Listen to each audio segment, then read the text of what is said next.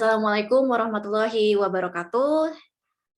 Selamat siang, selamat sore, selamat malam semuanya. Perkenalkan, kami dari kelompok 4, mata kuliah Sistem Informasi Bisnis.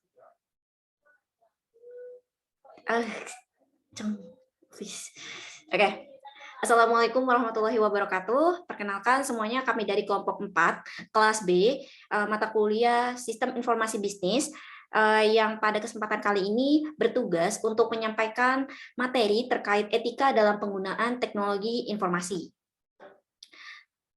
Baik, untuk anggotanya sendiri, yang pertama kami ada Lilik Hindrayani dengan NIM 20, yang kedua ada Imam Muslim dengan NIM 37, yang ketiga Dinda Amelia dengan NIM 54, yang keempat Arsadi Nur Malik dengan NIM 78, yang kelima, Ilman Nusyifa dengan NIM 119, dan yang terakhir ada Wanda Farah Imani dengan NIM 127. Selanjutnya, akan ada penyampaian terkait pengertian etika dalam teknologi informasi yang akan disampaikan oleh teman saya. Kepadanya, saya persilakan. Baik, untuk selanjutnya yaitu pengertian etika dalam teknologi informasi. Menurut Kamus Besar Bahasa Indonesia, etika adalah ilmu tentang apa yang baik dan buruk, mengenai hak dan kewajiban moral, kumpulan asas atau nilai yang berhubungan dengan akhlak dan nilai benar atau salah yang dianut dalam masyarakat. Etika dalam teknologi informasi adalah sekumpulan nilai mengenai benar salah dalam proses mengumpulkan data, menyiapkan data, dan menampilkan bentuk informasi kepada masyarakat melalui perangkat teknologi informasi. Untuk selanjutnya akan dijelaskan oleh teman saya.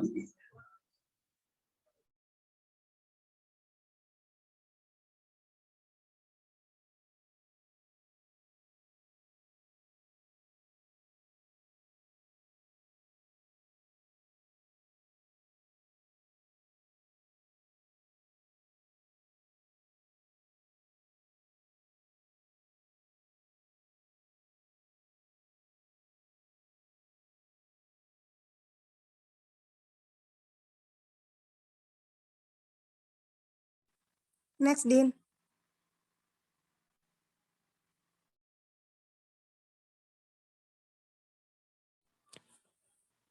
Tujuan etika dalam teknologi informasi, yaitu etika menjadi dasar pijakan pengembangan, pemapanan, dan penyusunan instrumen.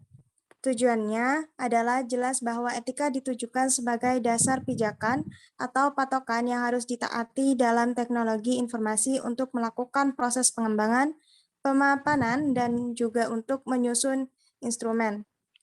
Sebagai penghindaran terhadap perilaku yang salah dalam penggunaan teknologi informasi, perkembangan teknologi informasi yang sangat pesat tentu memberikan dampak positif dan negatif bagi penggunanya, dan sebagai analisis sifat dan dampak sosial teknologi komputer, serta formulasi dan kebijakan untuk penggunaan atau menggunakan teknologi tersebut secara etis.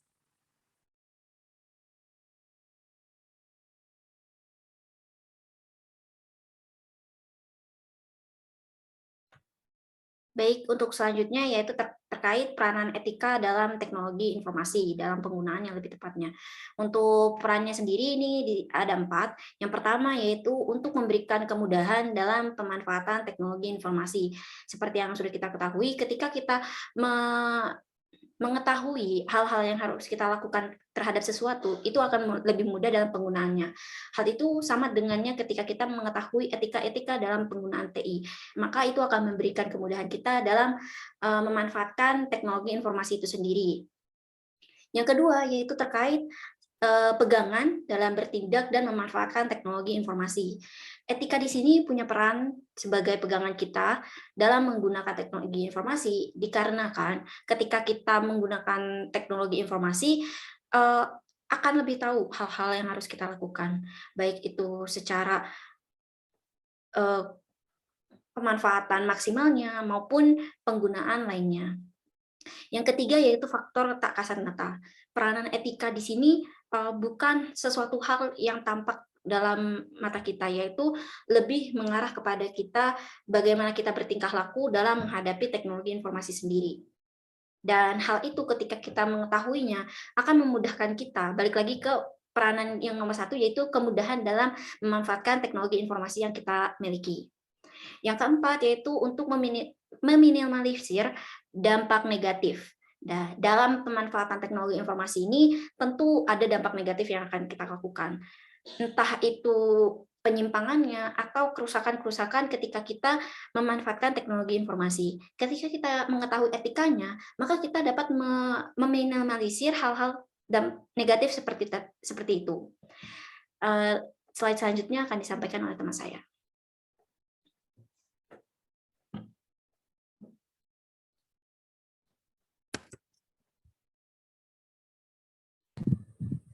Etika penggunaan teknologi informasi.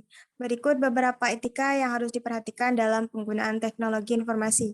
Nah, untuk yang pertama di sini menggunakan fasilitas teknologi informasi untuk melakukan hal yang bermanfaat. Yang kedua, tidak memasuki sistem informasi orang lain secara ilegal. Tiga, tidak memberikan user ID dan password kepada orang lain untuk masuk ke dalam sebuah sistem. Yang keempat, tidak diperkenankan pula untuk menggunakan user ID orang lain untuk masuk ke sebuah sistem. Yang kelima, tidak mengganggu atau tidak merusak sistem informasi orang lain dengan cara apapun. Yang keenam, menggunakan alat pendukung teknologi informasi dengan bijaksana dan merawatnya dengan baik. Yang ketujuh, tidak menggunakan teknologi informasi dalam melakukan perbuatan yang melanggar hukum dan norma-norma yang berlaku di masyarakat. Yang kedelapan, menjunjung tinggi hak asasi kekayaan intelektual, misalnya pencantuman URL website yang menjadi referensi tulisan kita baik di media cetak atau elektronik. Yang kesembilan, tetap bersikap sopan dan santun walaupun tidak bertatap muka secara langsung.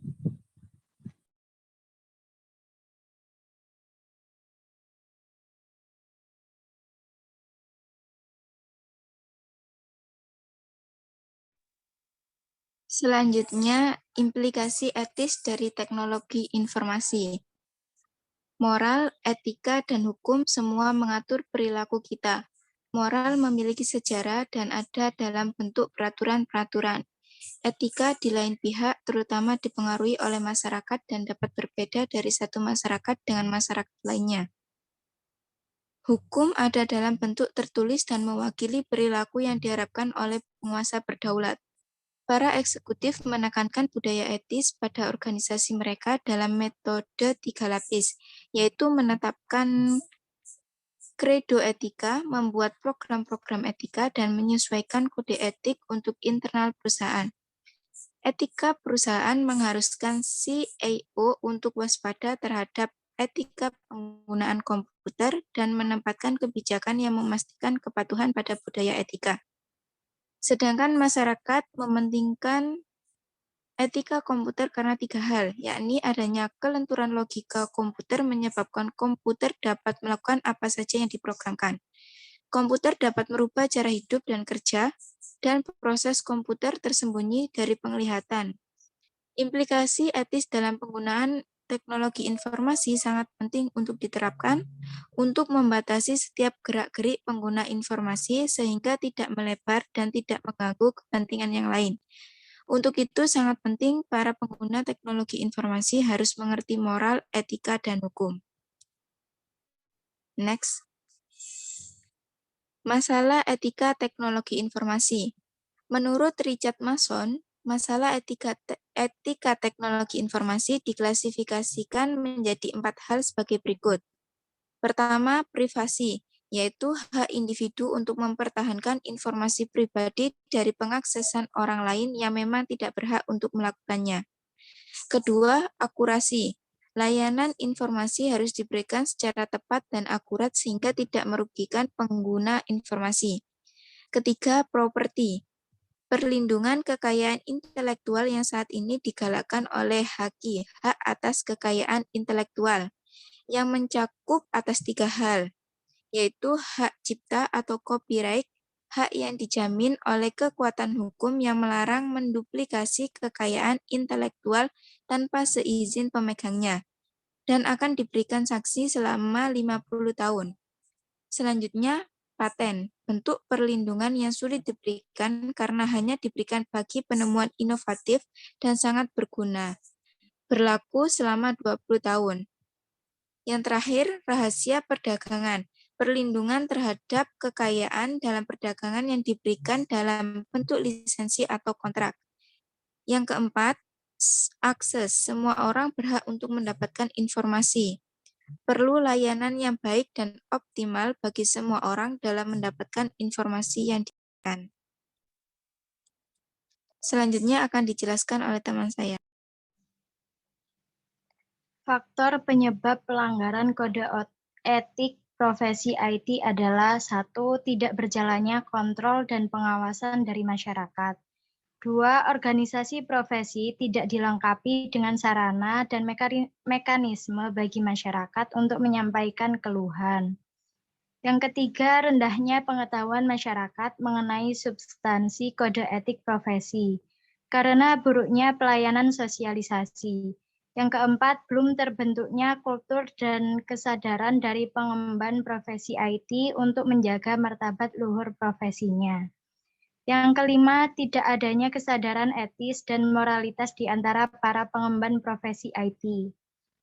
Lalu kemudian yang perbuatan-perbuatan yang tidak melanggar hak cipta. A. Penggunaan hasil karya orang lain untuk kepentingan pendidikan, penelitian, penulisan karya ilmiah, penulisan laporan, penulisan kritik, atau tinjauan suatu masalah dengan tidak merugikan kepentingan yang wajar dari pencipta. B. Pengambilan ciptaan orang lain untuk kepentingan pembelaan dalam pengadilan. C. Menggunakan hasil karya orang lain untuk kepentingan orang cacat dan tidak komersial. D. Backup program komputer untuk kepentingan pengamanan data dan tidak komersial.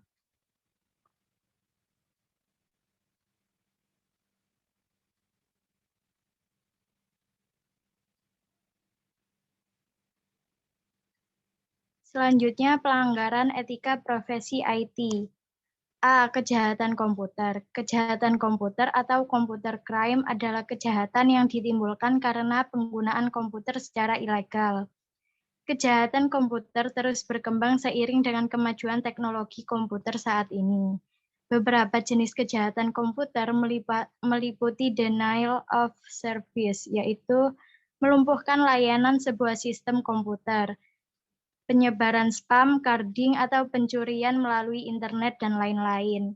B. Netiquette. Netiquette merupakan aspek penting dalam perkembangan teknologi komputer. Internet merupakan sebuah jaringan yang menghubungkan komputer di dunia sehingga komputer dapat mengakses satu sama lain. Internet menjadi peluang baru dalam perkembangan bisnis, pendidikan, kesehatan, layanan pemerintah, dan bidang-bidang lainnya. Melalui internet, interaksi manusia dapat dilakukan tanpa harus bertatap muka. Tingginya tingkat pemakaian internet di dunia melahirkan sebuah aturan baru di bidang internet, yaitu netiquette. Netiquette merupakan sebuah etika acuan dalam berkomunikasi menggunakan internet. Standar netiquette ditetapkan oleh IETF, the Internet Engineering Task Force, sebuah komunitas internasional yang terdiri dari operator, perancang jaringan, dan peneliti yang terkait dengan pengoperasian internet. Selanjutnya dijelaskan oleh teman saya.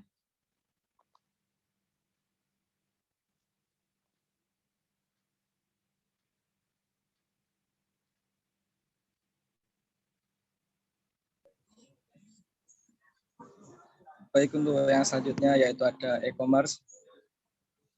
Berkembangnya penggunaan internet di dunia berpengaruh terhadap kondisi ekonomi dan perdagangan negara. Melalui internet, transaksi perdagangan dapat dilakukan dengan cepat dan efisien. Akan tetapi, perdagangan melalui internet atau yang lebih dikenal dengan e-commerce menghasilkan permasalahan yang baru seperti perlindungan konsumen, permasalahan kontrak transaksi, masalah pajak, dan kasus-kasus pemalsuan tanda tangan digital. Untuk menangani permasalahan tersebut, para penjual dan pembeli menggunakan Universal Model Law on Electronic Commerce 1996 sebagai acuan dalam melakukan transaksi lewat internet. D. Pelanggaran haki. Berbagai kemudahan yang ditawarkan oleh internet menyebabkan terjadinya pelanggaran haki seperti pembajakan program komputer, penjualan program ilegal, dan pengunduhan ilegal. Tanggung jawab profesi. Berkembangnya teknologi komputer telah membuka lapangan kerja baru seperti programmer, teknisi mesin, komputer, desain grafis, dan lain-lain. Para pekerja memiliki interaksi yang sangat tinggi dengan komputer sehingga diperlukan pemahaman mendalam mengenai etika komputer dan tanggung jawab profesi yang berlaku. Next.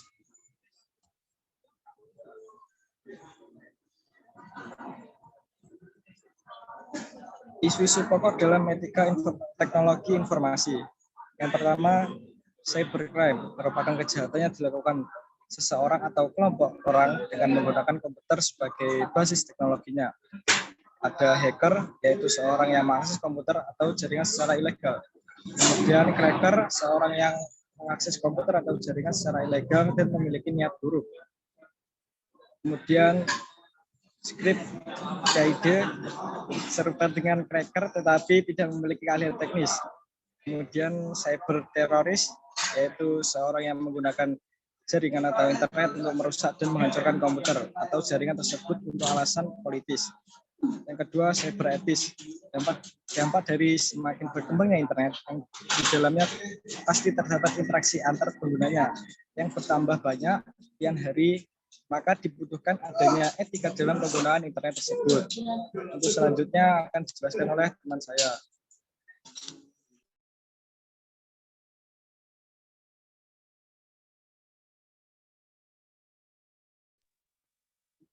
Baik, untuk selanjutnya yaitu yang ketiga, pelanggaran hak cipta. Pelanggaran hak cipta itu merupakan masalah tentang pengakuan hak cipta dan kekayaan intelektual. Dengan kasus seperti pembajakan, cracking, illegal software, berdasarkan laporan Business Software Alliance BSA dan International Data Corporation IDC dalam Annual Global Software Piracy 2007 itu dikatakan Indonesia menempati posisi 12 sebagai negara terbesar dengan tingkat pembajakan software. Terus untuk yang keempat, tanggung jawab profesi teknologi informasi. Sebagai tanggung jawab moral, perlu diciptakan ruang bagi komunitas yang akan saling menghormati dalamnya. Misalkan IPKIN, Ikatan Profesi Komputer dan Informatika. Itu semenjak tahun 1974. Next.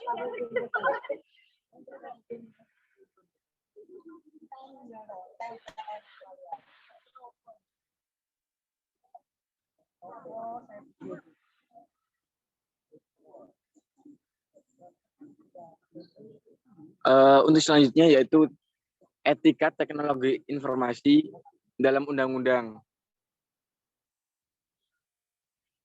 Dikarenakan banyak pelanggaran yang terjadi berkaitan dengan hal-hal di atas,